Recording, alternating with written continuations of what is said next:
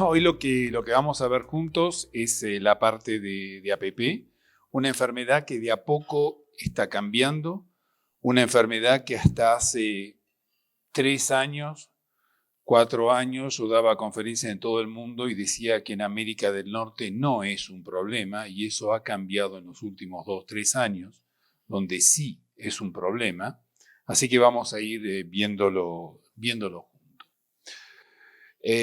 Simplemente para hacer un poco la parte más general, en APP hay 19 serotipos. Eso ha cambiado en los últimos años y no quiere decir que los nuevos serotipos que se han descrito, el 17, 18 y 19, son serotipos que, bueno, se han encontrado un poco por casualidad y después no se ven más.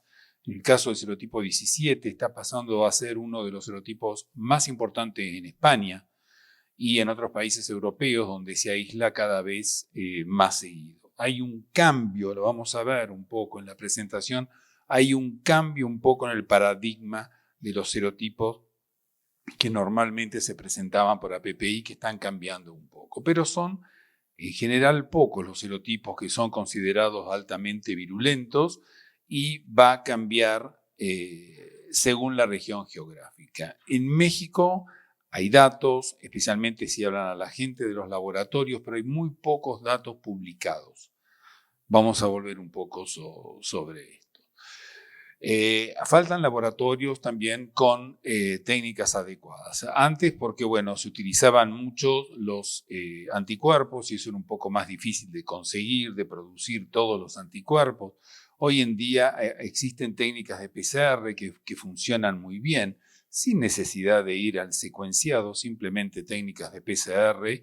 Y bueno, si hay laboratorios, yo creo que hay de a poco algunos laboratorios. Nosotros hemos hecho la transferencia a algunos de los laboratorios aquí en México para esas pruebas de PCR, para identificar el serotipo, y vamos a ver que esa identificación del serotipo puede llegar a ser extremadamente importante.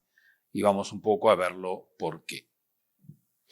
Uno de los factores de virulencia más importante que tiene el APP, el Lactinobacillus, son las toxinas. Y si se fijan, hay 3 toxinas fundamentalmente, y hay una cuarta. La cuarta se usa para diagnóstico porque no se le ha dado un rol hasta ahora importante en la patología, y en diagnóstico vamos a volver. Y estas 3 toxinas, hay, por ejemplo, la 1 y la 2, que están presentadas en estos serotipos, históricamente considerados como los serotipos más virulentos, y si van hacia años atrás prácticamente eran los únicos que se consideraban virulentos, pero luego han aparecido la descripción de otras toxinas, la toxina 3, y como fíjense que sean que hay 2 toxinas o a veces hay solamente una toxina que está presente. Y vamos a ver que a veces, no siempre, la presencia de esas toxinas o puede llegar a explicar que una cepa sea más o menos virulenta. También es importante mencionar esto de las toxinas, porque cuando lleguemos al momento de hablar de vacunas, hay vacunas que están hechas en base a estas 3 toxinas. Ok, cuando hablamos de APP, a mí me gustó mucho lo que dijo Pablo con respecto a la definición de lo que es la enfermedad por el PCV2, que es muy distinto a la infección por el PCV2, porque los animales pueden estar infectados y no estar enfermos, y es una distinción importante. En el caso de APP hay 3 o 4, porque depende cómo se las clasifique, pero en general está la forma aguda o hiperaguda con alta mortalidad, la forma subaguda, la forma crónica y la forma subclínica. Ustedes generalmente lo que van a ver y lo que les impactan es cuando aparece la forma clínica con los animales muertos, pero van a ver que las otras tienen también su importancia. Esto es el modo que puede llegar a revolucionar los distintos tipos de infección. Y como ustedes pueden ver, es complicado, porque bueno, obviamente una infección aguda o hiperaguda va a terminar en la muerte, pero a veces puede, con buen tratamiento o con aplicación de vacuna más a largo plazo, transformarse en una infección subaguda o una infección crónica, mientras que la infección subaguda en general va a ir a crónica, pero depende, puede haber una flecha que vaya para aquí, yo no la puse, pero podría haber en el momento que es subaguda porque hay mucha circulación de antibióticos y los antibióticos se empiezan a sacar y empiezan a aparecer muertes agudas. Estos son ejemplos de flechas, pero no es para nada una regla, porque las flechas pueden ir para otras partes. La intención de esta diapositiva es mostrarle la complejidad de cómo pueden evolucionar los distintos tipos de presentación de los casos de APP. La parte aguda es la parte que ustedes conocen muy bien, los signos clínicos, mortalidad, toma de muestras, envío a laboratorio sigue siendo extremadamente importante. Hay otros agentes como puede ser Actinobacillus suis que puede dar un aspecto muy similar. Me comentaba Pablo ayer justamente que ellos tienen casos de Pasteurella multósida que da un aspecto prácticamente idéntico a APP, pero que no encuentran el APP y que no está el APP. No es que no lo encuentran, sino que no está el APP. Así que siempre es importante mandar ese tipo de muestras a un laboratorio. Identificación, aislamiento, identificación, serotipificación y evidentemente sin apoyo diagnóstico se trabaja a ciegas. Y yo creo que hoy en día es indispensable trabajar con el apoyo verdaderamente que viene de los datos de diagnóstico. Esto es evidentemente las imágenes que muchas veces se encuentran, donde el animal aparece muerto y que el día anterior estaba relativamente en buen estado, pero de repente aparece muerto. Cuando no es uno, son varios, y si es uno solo y aparece así, lo más probable es que aparezcan otros pero muy rápidamente. Generalmente, yo no soy patólogo, generalmente, pero lo que sí se observa es que hay tres características generalmente que son focos necróticos, la presencia de fibrina y edema interlobular que se ve típicamente en casi todos los casos de APP. Acá es otro caso donde ven las flechas, le marcan las tres cosas que le dije, esto es fibrina, ese es el edema, y eso se ve generalmente en la mayoría de los casos que son agudos.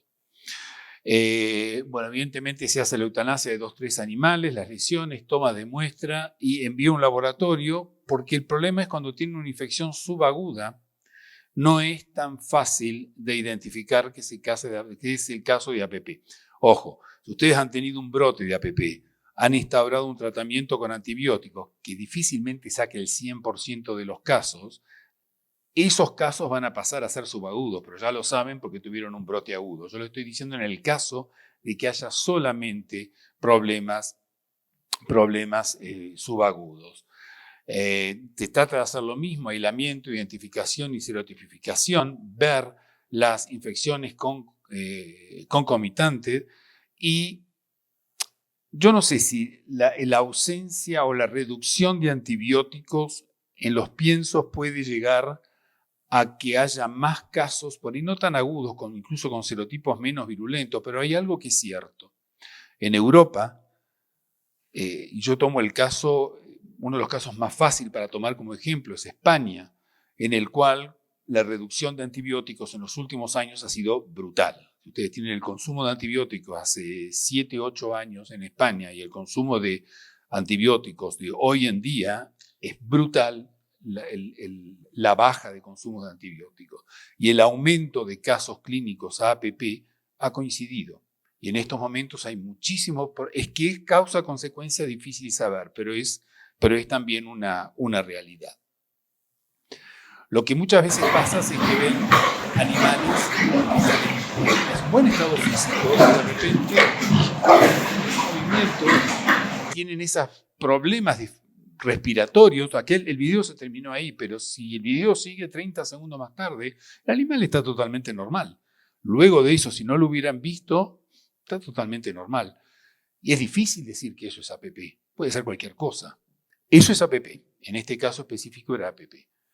Había habido brotes agudos, había tratado, así que podíamos saber perfectamente que era APP. Y es bastante difícil, por eso que se necesita una vez más hacer el diagnóstico en el laboratorio. Muchas veces depende cuando las lesiones, si son más agudas o menos agudas, pueden aparecer un poco más modificadas, más cronificadas, y no se ven tan, acá específicamente tiene muchas lesiones, pero a veces las lesiones no son tan, pero tan evidentes. La infección crónica es algo también parecido en el sentido de que muchas veces se ve algo o se ve poco. Si sacamos luego del problema agudo, puede haber los casos en los cuales no ven nada necesariamente en la granja, pero cuando van al rastro hay muchísima cantidad de lesiones que ustedes pueden pensar que pueden ser compatibilizadas o pueden pensar que pueden ser debidas a APP. Una vez más, es que puede haber cepas menos virulentas, sí, es que la reducción en el uso de antibióticos tiene una cierta consecuencia. Una vez más, es posible, muy difícil de confirmar, pero es posible. Tienen las lesiones que son subjetivas, que son la pleuritis, las adhesiones, los abscesos, y ahí el diagnóstico es muchísimo más difícil. ¿Por qué? Porque este tipo de lesiones, cuando ustedes mandan los órganos al laboratorio, ya están resueltas, están encapsuladas y son muchísimo más difíciles de aislar y de detectar. Mismo por PCR a veces es negativo porque hasta el DNA ha desaparecido. Esto no es el caso cuando ustedes tienen casos de APP cerca de la edad de sacrificio, evidentemente. Si tienen animales de 5 meses y medio que pasan muchas veces, a veces en la semana previa a subirlos a los camiones, con casos de APP las lesiones van a ser agudas, pero si no, es bastante más complicado hacer el diagnóstico. Generalmente lo que se hace es un diagnóstico más indirecto, las lesiones, y hacer serología positiva, vamos a hablar de serología, teniendo ambos aspectos, ambos resultados podría llegar a sospecharse de eso. Estas son lesiones más crónicas, vienen de Lorenzo, de España, y evidentemente puede llegar a estar afectada la carcasa del animal en general, con muchos decomisos, depende el grado del tipo de lesiones. Hay distintos programas, este es uno, donde se va a evaluar y se va a determinar según el grado de lesión cuál es la que está más asociada a APP y sobre todo cuál es la gravedad del problema.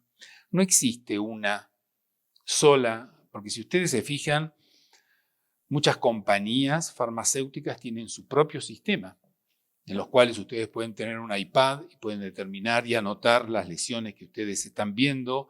Hay distintos tipos de evaluación y en estos momentos están empezando a hacer por inteligencia artificial, digamos, pero todavía no ha sido validado si el ojo del humano y todo, simplemente de mencionar lo que uno ve, puede llegar a compilarse fácilmente y determinar el grado de lesión. Yo creo que todavía, yo soy muy a la antigua en muchas cosas, todavía sigue siendo la gente que está en el rastro y que está mirando y evaluando las lesiones. Pero la tecnología está ahí y yo les diría que durante el año que viene ya van a empezar a aparecer los primeros datos de inteligencia artificial utilizados para las evaluaciones, al menos de APP, en el matadero. La infección subclínica. ¿Qué significa la infección subclínica? Son animales portadores. Son animales que están infectados, porque están infectados, pero que no tienen signos clínicos,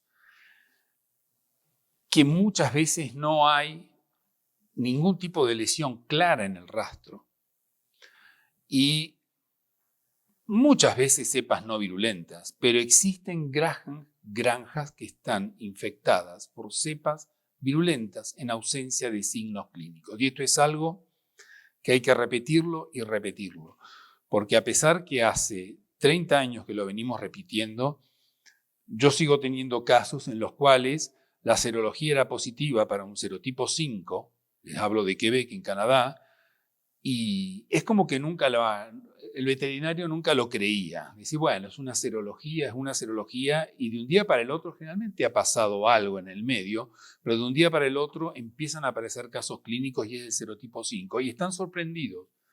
Pero me dice, si yo nunca he tenido casos de serotipo 5. Le digo, pero yo tengo datos de hace 5 años en la granja de las madres que son positivas en serología serotipo 5. Sí, pero no había casos. Bueno, sí, pero eso significa que estaba presente. Ahora, si vamos a cepas no virulentas, más del 80%, y soy muy conservador, más del 80% de las granjas comerciales está infectada al menos por un serotipo de APP. Muchísimas de esas granjas, por serotipos de baja virulencia, nunca van a tener problemas clínicos, posiblemente no los van a ver nunca. Así que no es tan grave. Pero esto es importante a nivel diagnóstico, cuando hablemos de serología, es extremadamente importante. Como les decía, a veces pueden encontrarse cepas virulentas que estén infectados de modo subclínico y una vez más no se ve nada en la granja. En la granja no se ve nada, no hay nada muy evidente, no hay problemas de conversión. En general todo parece normal. El único problema es que si la cepa es virulenta, siempre existe el riesgo de transformarse en una enfermedad clínica. Y bueno, ya vamos a hablar en pocos minutos, pero también la otra importancia es que una vez más, las granjas serológicamente positivas, los animales en esas granjas pueden ser portadores. Y esos animales portadores, si estamos hablando de compañías genéticas, pasa a tener otro tipo de importancia.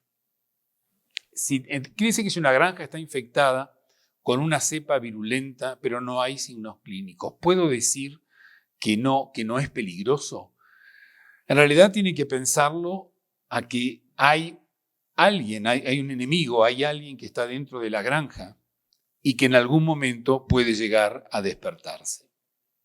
Lamentablemente el único resultado que ustedes pueden ver al no tener nada de clínica o prácticamente no ver lesiones es la serología. Y la serología es una herramienta, que hay que saber utilizarla. No hace falta hacer serología por nada, pero cuando se utilizan puede llegar a ser un buen indicio. Y vamos a ver después cómo y qué utilizar para hacer la serología. Bueno, ya lo vemos. La técnica es la técnica de ELISA, la que se utiliza. Yo sé, si no me equivoco, creo que no la han abandonado y yo creo que son los últimos guerreros. Hay una prueba de fijación de complemento que Iowa, no sé si todavía la siguen utilizando. Son los únicos que han resistido. Nosotros es otro tipo de técnica, la hemos utilizado durante 15 años, pero hace 15 años que la abandonamos. Y hoy en día se utilizan fundamentalmente dos tipos de pruebas, son dos de ELISA. Una que es específica de serotipo o serogrupo, porque está basada en el LPS, que es el cuerpo de la bacteria. Y pueden diferenciar, vamos a verlo ahora, algunos serotipos están dentro de ese conjunto, digamos, no se puede diferenciar muchas veces serotipo por serotipo. Y tienen la PX4 que detecta todos los serotipos. Es decir, cualquier granja que esté infectada por al menos un serotipo va a ser positiva con la APX4. Pero el problema, ¿eso qué significa? Significa que 80% de las granjas que yo les dije antes que están infectadas van a ser serológicamente positivas con el APX4. Esto, ahora vamos a volver a dar un ejemplo. Esto es lo que yo les decía, esta es la bacteria, lo que está afuera es la cápsula que da el serotipo, pero lo que está en el medio ahí, eso es el antígeno purificado que se utiliza. Y estos son los grupos o serogrupos que se pueden llegar a identificar. Como este aquí, es muy grande, 3, 6, 8, 15, 17, todos presentan reacciones cruzadas, porque esa parte de la bacteria es la misma. Estamos trabajando en estos momentos para tratar de tener una ELISA a partir de azúcares sintetizados de la cápsula para poder utilizar y diferenciar esos serotipos, pero presentemente es lo que hay comercialmente. Hay dos compañías, la más conocida es la compañía Biovet, que es una compañía canadiense, que en realidad ellos adaptaron la prueba. La prueba fue desarrollada en mi laboratorio hace muchos años. Nosotros seguimos utilizando la prueba original. Luego la universidad hizo un acuerdo con Biovet y le vendió los derechos y ellos hacen el kit y en mi laboratorio vende los antígenos. Y apareció una segunda compañía europea que copió el antígeno. Digamos, una vez que la patente cayó y todo, copiaron el antígeno y están utilizando, creemos, en base a los resultados, que es algo parecido. Pero la puse, no sé si está aquí en México o en América, pero bueno, en Europa sí está y hay mucha gente que lo utiliza. Si ustedes a tener granjas con 3 o 4 serotipos de APP en la misma granja, con animales portadores, existe. Nosotros hemos encontrado hasta 4, con aislamiento a partir de tonsilas. Así que eso es posible. Si ustedes tienen una granja, esto es una suposición, que es positiva un serotipo 12, 3, 15, en general considerados bajo virulento, vamos a ver que no siempre es así, les voy a dar un ejemplo, pero en general se considera como que son de baja virulencia, y está también el APP5, que es un serotipo de alta virulencia, muy presente en México. Entonces, bueno, tiene animales portadores, se hacen serología y, bueno, va a haber anticuerpos contra el serotipo 12, contra el 3, contra el 15 y contra el 5. Es decir, haciendo serología van a saber que la granja es positiva a ese serotipo que es muy peligroso. Si ustedes en este mismo tipo de granja hacen el APX4 de IDEX, les va a dar positivo, obviamente. Ahora, si en la granja estuvieran esos serotipos, pero no el serotipo 5, no el serotipo 5, el resultado sería exactamente el mismo, es decir, sería APX4 positivo. Es un ejemplo para decirles, tienen 2 granjas, a las 2 le hacen la serología, las 2 son APX positivo y por ahí una de las granjas tiene un serotipo altamente virulento y ustedes no lo pueden ver. El único modo de verlo es haciendo una serología más específica frente al serotipo que están buscando. ¿Es que la prueba APX4 no sirve? Sí sirve. Ahora vamos a ver, para granjas que son libres de todos serotipos y que ustedes quieren hacer un seguimiento, es una prueba muy útil. Entonces tiene su utilidad la prueba de APX4, pero hay que tener cuidado con la interpretación. Esto es lo mismo que estábamos diciendo. Normalmente en las granjas comerciales, fundamentalmente ir a los serotipos más virulentos. ¿Y qué significa los serotipos más virulentos?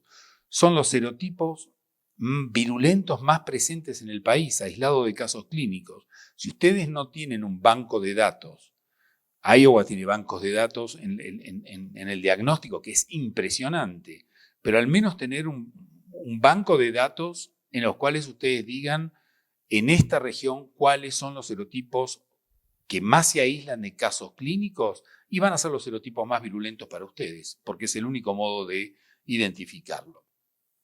Como les decía, en granjas de alto nivel sanitario, todos los serotipos sin diferenciarlos se puede llegar a utilizar. Nosotros recomendamos 30 muestras de sangre luego de las 22 semanas de vida. ¿Por qué luego de las 22 semanas de vida? Porque en muchas granjas de multisitios la seroconversión muchas veces es tardía de APP. Pasa lo mismo con micoplasma. Muchas veces la prevalencia es baja luego del destete y tarda mucho más en haber una multiplicación bacteriana y tener una serología clara. Y esto es lo que nosotros normalmente aconsejamos. ¿Cómo se transmite la APP? Es increíble lo bueno que tiene esta enfermedad. Yo sinceramente hace 27, 28 años que trabajo en esta enfermedad. Y si alguien me hubiera dicho hace 15 años, yo hubiera dicho, ya estaría hablando de otra cosa y no de APP.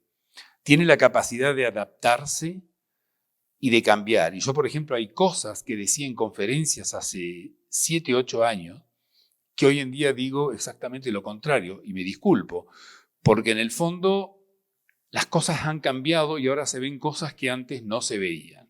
Vamos a ver cómo se transmite la APP. Van a ver por qué les digo todo esto. ¿Cómo se transmite la APP? Bueno, generalmente esto. Del libro uno dice, bueno, evidentemente vamos a ver que el animal, la introducción de animales infectados es el número 1 de infección. Venimos diciéndolo desde siempre. Las compañías genéticas me adoran cuando digo eso, pero es una realidad, ha sido siempre una realidad que en general, yo siempre lo decía, el APP entra en 4 patas a una granja. Evidentemente hay la parte de personal, hay camiones y todo otro tipo de transmisión indirecta. Pero siempre, bueno, evidentemente decimos que el cerdo, por secreciones nasales vía aerosoles o el contacto morro a morro de cerdas a lechones o entre los lechones, es el modo de transmisión de referencia para APP. Y yo creo que sigue siendo el caso. Sigue siendo el caso. Esto es importante, perdón, me había olvidado. No se necesita la presencia de signos clínicos. No hay que pensar que porque un animal no está tosiendo o no tiene problemas respiratorios, no está transmitiendo, para nada. Se transmite mismo en ausencia de signos clínicos. Viento. APP siempre ha sido el ejemplo cuando se habla de PIRS, de las grandes discusiones que hubo en América del Norte si el viento transmitía PIRS, si el viento no transmitía PIRS, micoplasma, y siempre se ha dicho APP es en general un buen ejemplo de enfermedad respiratoria bacteriana con poca transmisión a través del viento. Y yo generalmente cuando daba las conferencias siempre decía, es mínimo. No es que hoy en día no es que haya cambiado, sigue siendo los animales lo que transmiten, pero les cuento una historia, esto pasó en Estados Unidos, donde tuvimos intervención, que había una gran compañía que tenía 3 secciones, una sección A, B y C, con, fíjense los kilómetros de distancia entre las secciones, con un muy alto número de cerdas. Y aquí había problemas de PIRS, evidentemente, había problemas de micoplasma y había problemas de APP serotipo 8. 8. Un serotipo que pocas veces, 15, me estoy equivocando. El 8 viene después, esto es serotipo 15. No, esto es serotipo 8, perdón. Vuelvo para atrás, serotipo 8. Pero tengo 2 casos. Qué raro decir, bueno, ¿por qué hay tantos problemas con serotipo 8? No es un serotipo altamente virulento, sí en el Reino Unido, pero no mucho se ve en otros lados. Como les decía, tenía problemas de APP8, micoplasma, y se los veía en los 3 sectores. Lo que se hizo es eliminar todos los animales aquí en la sección B. Se introdujeron animales totalmente naive, negativos a todo, negativos a PIRS, negativos a micoplasma y negativos obviamente a APP. No vamos a ir uno por uno, pero yo les puedo asegurar que absolutamente todo lo que puede ser bioseguridad se tomó en cuenta. Una empresa muy grande donde se trabajó muy seriamente y se erradicó toda posibilidad de haber una transmisión por problemas de bioseguridad. No hace falta ir una por una, pero era mucho lo que se hizo. Una vez que se introdujeron los animales, tardó 45 días el PIRS en meterse de nuevo. Tardó 100 días el micoplasma en meterse de nuevo. Y tardó más, pero se metió de nuevo el APP. Y se buscaron absolutamente todas las posibilidades de cómo se metió el APP en esa granja. Los vientos venían normalmente del sur, por lo cual en el primer momento se pensó es difícil, porque la única explicación era el viento. Lo que se volvió para atrás es establecer cuáles fueron los vientos en los momentos anteriores, en las semanas anteriores la semana anterior, de que empiece el primer caso de APP. Y los vientos cambiaron de modo brusco y violento durante 3 días y venían lo que es el norte, donde aquí seguía habiendo casos de APP, y lo más probable es que haya sido la transmisión por viento, porque no existe ningún otro tipo de explicación lógica que no haya sido la transmisión por viento. Estamos hablando de 3,5 kilómetros. Una vez más, siempre se dice el APP no vuela, pero hay algo que posiblemente haya jugado un rol importante. En estos momentos, porque no lo tengo aquí porque todavía no está resuelto, pero en estos momentos, desde hace 3 meses, tenemos en Quebec un problema con el serotipo 8 también, que afectó en el término de 3 semanas a unas entre 10 y 12 granjas en un sector bastante grande, donde no tiene ningún tipo de conexión y no tenemos hasta ahora ningún tipo de explicación. Las cepas se están secuenciando, pensamos que es la misma cepa, no hay ningún tipo de explicación por qué ni cómo se ha transmitido. Así que cambia un poco de transmisión. Y cambia la transmisión porque hay otra historia, esta historia es de Estados Unidos, en la cual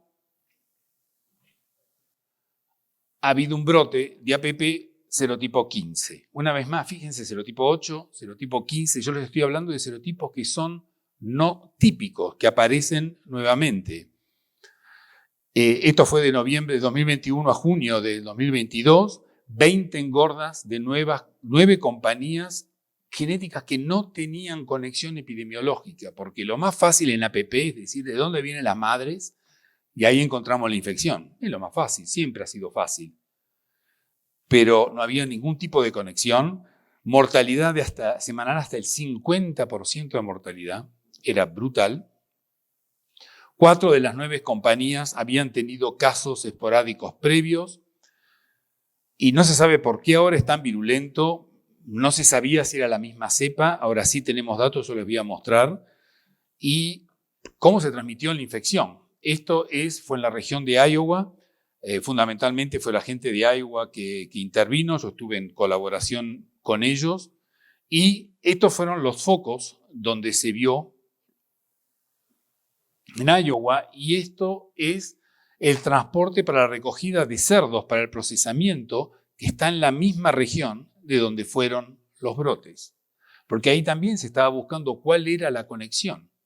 Tenía que haber un punto de conexión para que esa infección se transmitiera. Cuando nosotros hicimos el secuenciado, lo que le gusta acá al colega, los arbolitos, pero cuando ven el secuenciado, lo que es interesante es que estas cepas en azul, o verde, no sé qué es, pero bueno, estas cepas aquí, estas son todas cepas aisladas en el brote en Estados Unidos. Nosotros secuenciamos eso y secuenciamos un montón, todas las cepas que teníamos en colección, y secuenciamos acá 3 cepas que es la misma cepa, que parece, perdón, estas son las cepas de Estados Unidos que son distintas a estas cepas. Estas cepas que acá nosotros secuenciamos vienen de América del Norte y hay 3 cepas de México entre ellas, pero que no es la misma. Y fíjense que salvo una excepción, todas las cepas están en el mismo lugar. Era la misma cepa que se estaba transmitiendo en general. Si se mira para atrás, la mayoría de las engordas utilizaban la misma compañía de transporte para el procesamiento. Así que ahí es donde se empezó a sospechar. Las rutas seguidas por los camiones incluían todas las granjas infectadas. Las carcasas se acumulaban en la entrada de las granjas donde las recogían los camiones, pero la bioseguridad era relativamente pobre. Había poco lavado sin desinfectados, una sola entrada para los vehículos. Los ítems personales entraban en la granja, en muchos casos sin previa decontaminación, y incluso había ausencia de duchas en la granja. No se sabe por qué ahora apareció con tanta virulencia y por qué esta cepa es distinta. Nosotros la tenemos secuenciada y honestamente la miramos. Bueno, el bioinformático la miró, pero nosotros le decíamos qué buscábamos y no hay nada que sea distinto a otras cepas de serotipo 8. Pero lo que sí sabemos es que lo que antes también yo decía cuando daba las conferencias, sí, APP se puede transmitir por el viento, pero es muy raro. Se puede transmitir a través de vehículos y todo, sí es posible, pero no es tan frecuente. Evidentemente hay cosas que están cambiando. Este tipo de cosas antes no la veíamos, no era tan frecuente. Los animales reproductores. ¿Qué decisión tomar si animales son infectados o no infectados? ¿Que necesitamos tener animales libres? ¿Si tienen que vender animales libres? Evidentemente depende del cliente. En América del Norte, las compañías que venden animales de reemplazo conocen perfectamente bien el estatus serológico de las granjas, porque hacen muchísima serología. No es el caso en Europa, en muchos de los casos en Europa, porque ni siquiera se tienen todas las pruebas serológicas para todos los serotipos, como las tenemos en América del Norte, y no todo el mundo conoce el estatus serológico. Las compañías no necesitan necesariamente vender animales libres de APP. ¿Por qué? Porque hay animales genéticamente en conversión, digamos, muy buenos, y que no se va a eliminar ese tipo de venta de animales simplemente porque hay una infección. Lo que hay que evaluar es el riesgo de esa infección. Y eso es lo que es un poco más complicado. Lo que cuando a mí me consultan, hay algunas granjas en algunos países, en algunos de los 2 países de América del Norte, que tienen animales de muy buena genética, tienen animales infectados con el serotipo 12, que se ven pocos casos. No sé si tengo, porque si no les voy a contar después, porque el serotipo 12 es otro serotipo que está empezando a incrementar ahora, pero hasta hace poco tiempo había muy pocos casos. Entonces me dicen, pero ¿qué hacemos? ¿Podemos comprar de una genética que tiene animales infectados con el serotipo 12? Es una cuestión de riesgo. Lo importante es que el cliente tiene que estar al tanto y evaluar cuáles son las posibilidades. Evidentemente, a mí me gustó muchísimo ese gráfico que presentaste, Pablo, de la curva de Gauss, y que es tal cual, en el sentido de que hay otros, lo que estaba a la derecha, hay otros problemas en la granja, y puede ser que en una granja no pase nada y en otra granja pase mucho. Y va a depender de muchísimas otras cosas que simplemente la presencia de ese serotipo. Esto es México. Y esto es la entrada de animales de muy alto nivel sanitario a una granja infectada a nivel de madres, donde provocó desmayos, porque debe ser de muy alto nivel sanitario. De muy alto nivel sanitario, una granja que está infectada, mismo si no hay ningún tipo de signos clínicos en las madres, y los animales que entran son extremadamente susceptibles. Y esto, creo que tengo otro, este tipo de imagen, yo he intervenido en juicios en Europa, 3 juicios en Europa, exactamente por el mismo problema. El productor que de repente dice voy a cambiar de origen de animales de reemplazo porque me recomendaron, es una genética que tiene animales limpios y que no tienen absolutamente nada. Y el veterinario dice, bueno, sí, por ahí es una buena idea, si puedes ingresar animales limpios, sí, pero la granja a la cual van a ingresar los animales no está limpia. Y a veces no hay casos clínicos ni siquiera de APP, y cuando entran esos animales empiezan a haber casos obviamente en el sitio 1, en las madres. Primero empiezan las cerdas que son susceptibles, las cochinillas se dice, ¿cómo se dice? Las gilt, las primerizas, gracias, que entran porque son las más susceptibles, pero después hay tanta secreción de APP que mismo las cerdas que ya estaban en la granja empiezan a presentar signos clínicos y después se explota obviamente en los lechones. Ok. Como sabemos, forma parte del complejo respiratorio porcino, cepas virulentas, otras menos virulentas, y los factores predisponentes a la aparición de signos clínicos. La cuestión ¿es APP un agente primario? Ustedes van a tener una cepa virulenta, trabaja solo el APP. Este que viene de Tania, es un cuadro que se utiliza mucho, voy a poner la referencia, de hecho, de Oprensing, de Tania Oprensing, donde indica que, bueno, APP se lo considera como primario. Y está muy bien, digamos, es un agente primario. Pero hay que tener cuidado porque es que siempre el solo sospechoso y la respuesta es a veces sí y a veces no.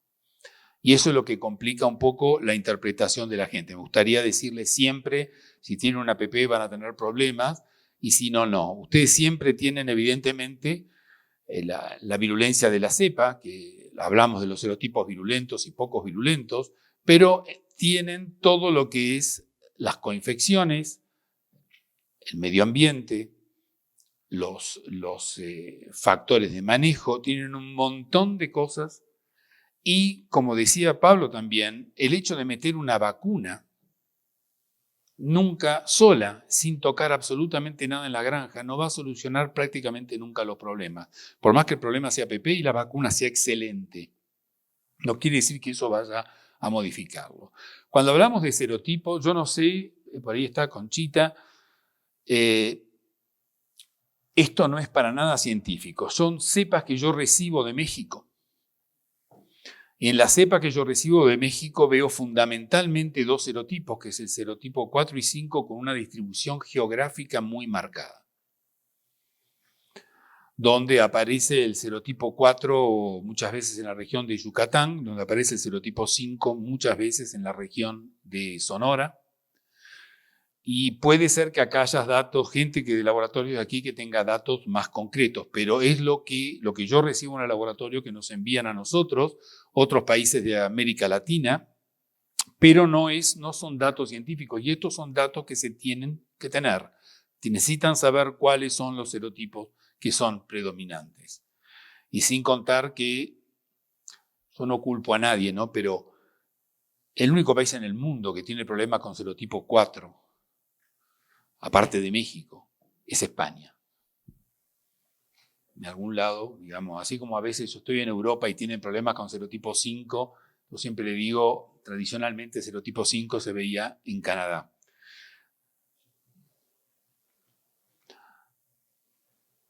¿Cuáles son las coinfecciones que más ayudan a la APP? Evidentemente el micoplasma está en número 1, es el agente más importante. Afecta a los macrófagos alveolares y de lejos la más importante. Tiene la influenza. ¿Quién ayuda a quién? APP aumenta las lesiones pulmonares causadas por influenza y parecería haber una sinergia. Pasteurella, bordetela, lesiones más serias en pulmones. Una complicación de APP puede a veces aparecer sin el APP. Pierce no está muy claro, porque algunos dicen que sí, otros dicen que no. Las pocas pruebas que se hicieron no había algo extremadamente directo entre las dos. Y lo que sí es muy posible que el Pierce tenga un efecto que está muy bien descrito sobre el micoplasma, y ese desbalance sobre el micoplasma puede que en ese mismo momento tenga un efecto sobre APP. Los factores de manejo, digamos, estos son simplemente ejemplos, pero hay muchísimos ejemplos. No tenemos tiempo de ir uno por uno, pero evidentemente son los más difíciles de identificar. Casi nunca es blanco y negro. Siempre decimos en América del Norte, con la ventilación es extremadamente importante tener una muy buena ventilación para reducir la carga de APP. Entonces, tener muy buena ventilación, y yo me encuentro con estos casos. Esto es Australia, donde todos esos animales muertos que ven ahí es APP, y acá problemas de ventilación no tenían. Y sin embargo, el APP provocó una cantidad de muertos terrible. Es muy difícil identificar qué. La mayoría de las granjas, cuando hablamos del estatus del animal, están infectados con serotipos, como yo les dije, poco patógenos, y en las granjas de alto nivel sanitario a veces encontramos cepas de baja patogenicidad causando problemas. Son mucho más susceptibles, yo les decía, esos animales entran a granjas infectadas y se mueren, y una de las consecuencias es que en esas granjas de muy alto nivel sanitario prácticamente no circulan anticuerpos contra las toxinas, cosa que sí circula en la mayoría de las granjas comerciales porque están infectadas con serotipos menos virulentos, y eso los hace mucho más susceptibles. Ok, ya llegamos al control, antibióticos. No, evidentemente no tenemos tiempo de ir en mucho detalle, pero simplemente hay identificación de casos muy tempranos, es lo más importante, por eso puse un ojo ahí, es lo más importante la identificación de casos muy tempranos cuando los animales empiezan a tener fiebre y no en el momento que están ya tirados con problemas respiratorios, eso es muy difícil de controlar. Existen antibióticos, ahí sí se utilizan antibióticos fuertes como la tulatromicina, por ejemplo, cefalosporina, que bueno, se trata evidentemente de no utilizar, o fluoroquinolonas, que se trata de no utilizar. Por vía oral, siempre pensar que esos animales van a comer y tomar menos. Y bueno, ¿a quién tratar? Tratar el parque, los animales que están cerca, tratar todas las salas, obtener antibióticos, utilizar antibióticos fuertes o intermedios y tener antibiogramas si es posible para poder cambiar luego de antibiótico. Prevención de casos clínicos. Bueno, la profilaxis se sigue utilizando, ya no en Europa, se sigue utilizando en Canadá también.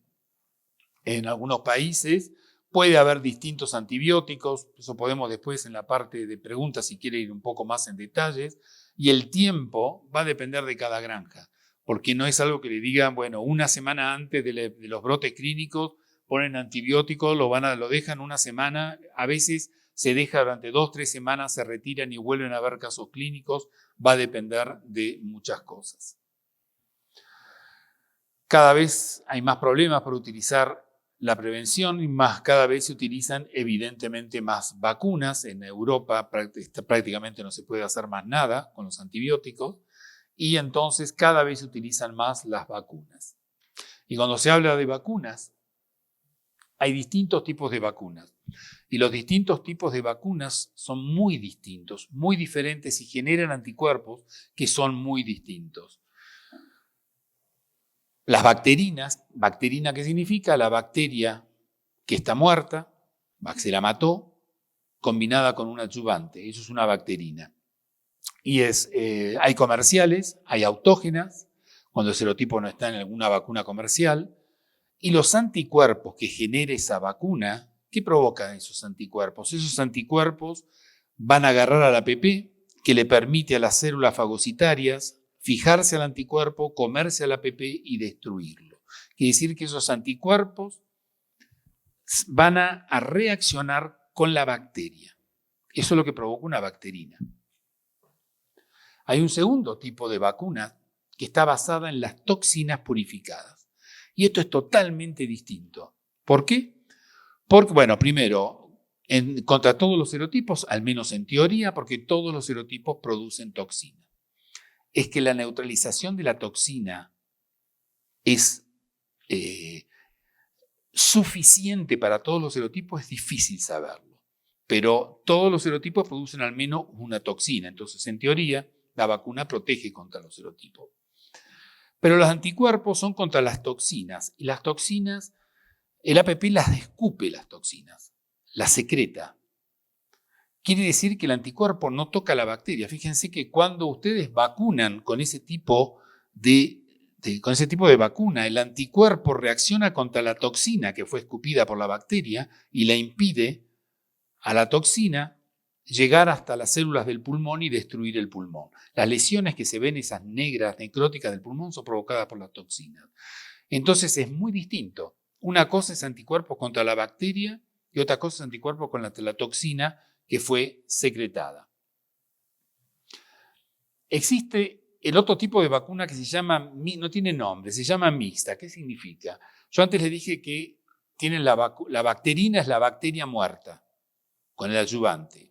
Aquí lo que hacen crecer la bacteria en el caldo y utilizan el caldo como vacuna, donde está la vacuna que la matan, la vacuna muerta, y en el caldo están las toxinas que secretó la bacteria mientras crecía. Así que hay toxinas, no son toxinas purificadas y cuantificadas, pero hay toxinas presentes en el caldo. Por eso las llaman un poco mixtas, porque hay un poco de anticuerpos contra los serotipos que están en la bacterina, si se quiere, y también hay, en teoría, anticuerpos contra las toxinas.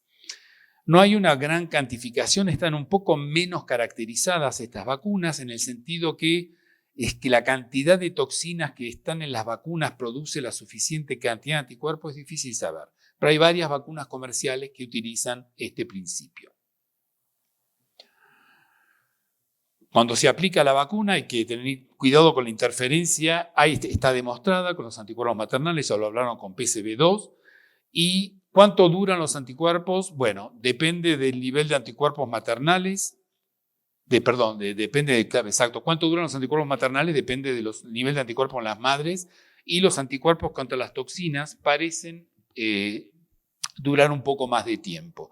Puede haber un poco más de interferencia a ese nivel. Pero ¿cuándo aplico la vacuna? Hay que hacerse, la primera pregunta es ¿cuándo aparecen los signos clínicos? Ojo, yo le estoy diciendo toda una utilización extra-label de la vacuna que es totalmente ilegal, pero que todo el mundo hace. Así que me perdonan la gente de Virbac y todo, pero generalmente las vacunas comerciales les dicen vacunar a las 6 y 10 semanas de vida. ¿Por qué les dicen eso? Porque ellos hicieron la prueba de las vacunas en animales libres de APP. Entonces los vacunaron a las 6 semanas a los lechones que no tenían anticuerpos maternales, lo vacunaron a las 10 semanas, hicieron un challenge los animales protegidos. Eso en el campo no se ve nunca. En el campo siempre tienen anticuerpos maternales, sobre todo si hay una infección. Vacunan con APP cuando hay casos clínicos, si no, no se vacuna. Así que ya hay una infección. Entonces hay que correr la edad de la vacunación a que haya menor cantidad de anticuerpos maternales. En general, la primera dosis no debería darse antes de las 8 semanas de vida. Eso es lo ideal. A veces no queda otra, y yo lo entiendo, pero en general, 3 semanas más tarde posiblemente la segunda dosis. Pero si los signos clínicos son muy tardíos, se puede adaptar la edad de vacunación, ir a unas 7 semanas antes de la aparición de los signos clínicos, dar la primera dosis, 3 semanas más tarde la segunda dosis, y ahí se acercan al momento en que haya los signos clínicos. Esto no quita que hay algunas vacunas, algunas granjas donde hay que vacunar 3 veces, porque tienen casos clínicos a las 12, 13 semanas de vida y hay casos clínicos a los 5 meses de vida. Eso de varias granjas se les presenta y eso hay que poner una tercera dosis de vacuna y no queda otra. Hay otra opción que se puede intentar, pero hay que tener mucho cuidado. Esto lo demostramos. Yo no tengo acá los datos porque sería demasiado larga la conferencia, pero nosotros lo demostramos y lo hemos hecho en Canadá. Yo lo llevé a España, lo llevé por primera vez, la idea de aplicar eso. Hay gente que lo está utilizando, pero lo utilizan mal a veces, porque esto lo que yo les digo de reducción, de colonización, es simplemente después de que han controlado y quieren tratar de sacar la vacuna de lechones, pero no ir y tratar de hacerlo, ahora lo vamos a ver, no ir y tratar de hacerlo a lo primero. Normalmente, en la edad del destete, el grado de colonización de los lechones va a influenciar la aparición de signos clínicos. Cuando hay mucha cantidad de animales colonizados, la bacteria se reproduce y llega un momento en que hay un nivel en el cual los animales comienzan con signos clínicos. Cuando se baja la presión, queda baja en general y se reducen los signos clínicos. Entonces es una idea interesante tratar de lograr que los lechones que vienen de madres infectadas estén lo menos colonizados posible a las 3 semanas de vida en un sistema multisitio. Obviamente cuando se van de ahí. ¿Qué se puede hacer? Antibióticos, obviamente, a las cerdas, a los lechones o a ambos. La idea es reducir o congelar la transmisión en la cerda y en los lechones reducir la colonización. Es decir, que en las tonsilas haya la menor cantidad de bacteria posible con antibiótico.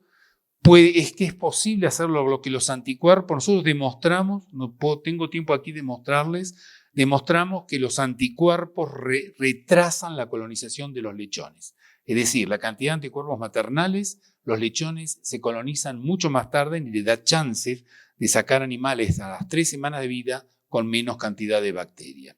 Entonces, la idea es si los anticuerpos pueden llegar a retardar.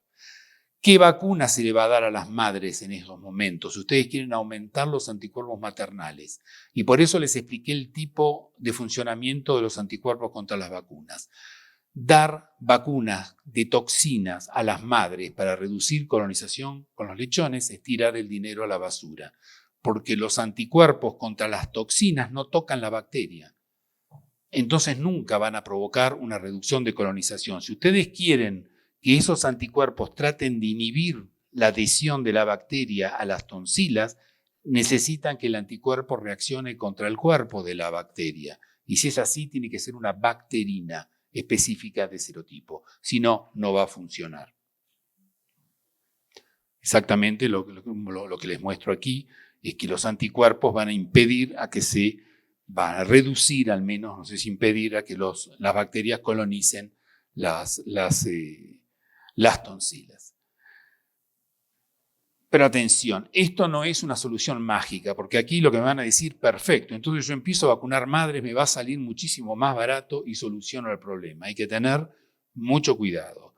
Cuando yo hablo de vacunación de madres, prácticamente ninguna de las vacunas en el mercado, las conocidas, están homologadas para utilizar en madres, se los digo, una vez más es una utilización fuera de etiqueta.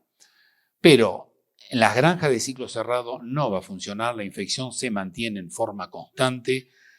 Uno de los grandes problemas y por qué no funciona en Europa es porque el destete es a las 4 o a las 5 semanas a veces en los países escandinavos y es demasiado tarde, los anticuerpos maternales bajan y los lechones se terminan infectando. Presencia de cepas muy virulentas, no la van a controlar reduciendo la cantidad de bacteria en las tonsilas, van a tener casos clínicos iguales. Factores predisponentes mal manejados, lo que contaba también Pablo, que si ustedes aplican una vacuna donde no hay un all-in, all-out como corresponde, un vacío como corresponde, una desinfección como corresponde, no va a funcionar. La vacunación de lechones sigue siendo una prioridad. Y lo otro es una opción luego de que ustedes han controlado y apagado el fuego. Para los animales de reemplazo, 2 dosis en cuarentena, no existe otro modo de adaptar los animales. No, ustedes no pueden tomar pulmones de animales afectados y tratar de mezclarlos con... Eso no existe en APP. El único modo de hacer una cuarentena de APP para que se acostumbren o para que estén protegidos después es vacunarlos. Es lo único que pueden hacer.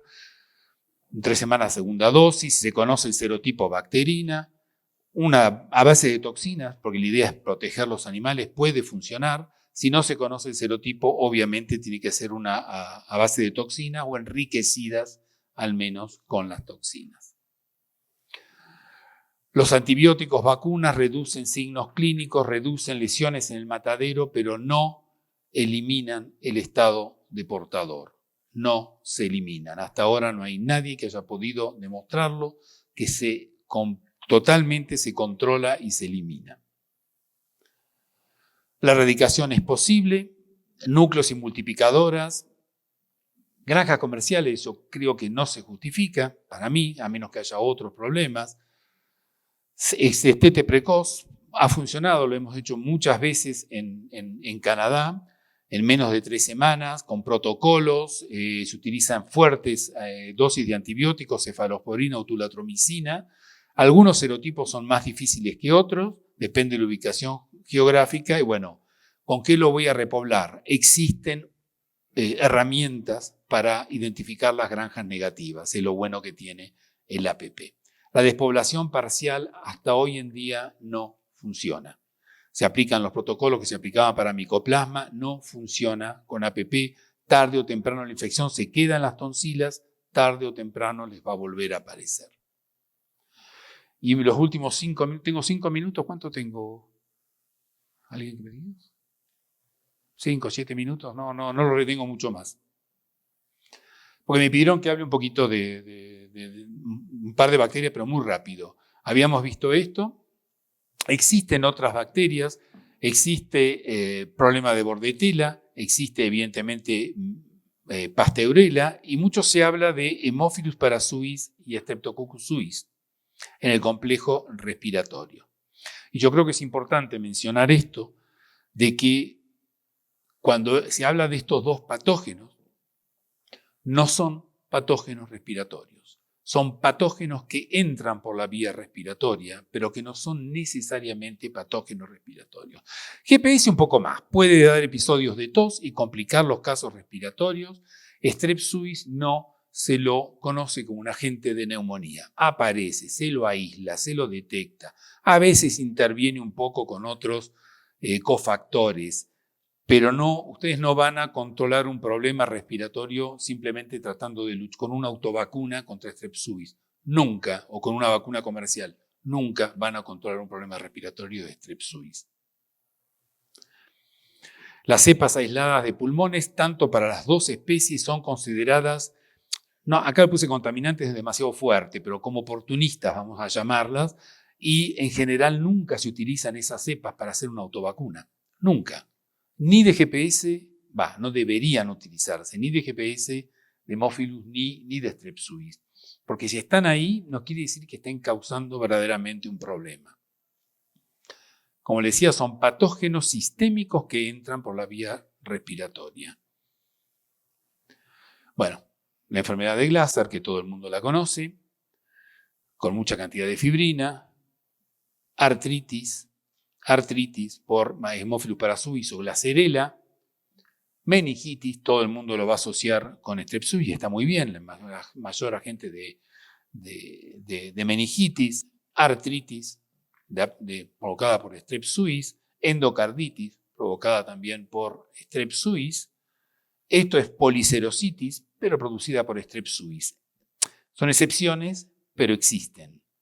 Hay casos de policerositis puras causadas por Strep suis y no por Glasserella parasuis. Esto es una infección perdón. No, acá no funciona. Bueno. A ver si volvemos para atrás.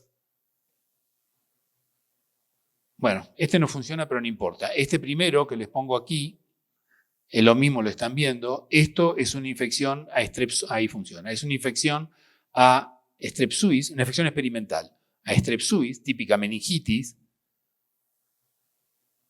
Perdón. Esta. Esto que ven aquí es una infección experimental con Haemophilus parasuis, con Glasserella parasuis. Díganme si ustedes desde el punto de vista clínico pueden ver alguna diferencia. Imposible. ¿Qué significa esto? Hay que hacer diagnósticos. Si ustedes tienen este tipo de signos clínicos, tienen que hacer un diagnóstico de laboratorio, imposible de diferenciar clínicamente.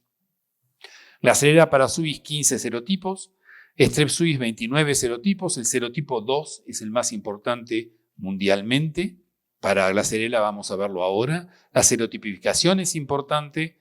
Hay algunos serotipos más patógenos que otros. Sirve también para identificar las cepas virulentas en la granja. Se recomienda serotipificar 4, 5, 6 cepas y que sea un serotipo constante. Y ahí van a saber que es el que está verdaderamente causándoles el problema.